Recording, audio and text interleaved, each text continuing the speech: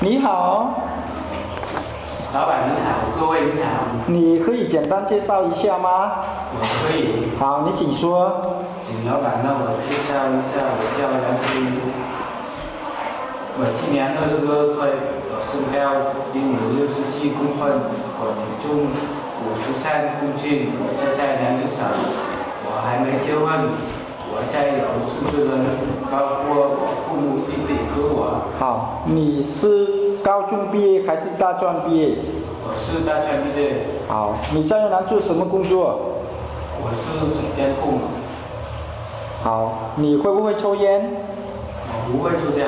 真的吗？真的。好，你学中文多久了？我学中文2个礼拜。好，那你现在有什么话想要跟老板讲？请老板给我机会，我会认真努力工作。好，谢谢你。谢谢老板，老板再见。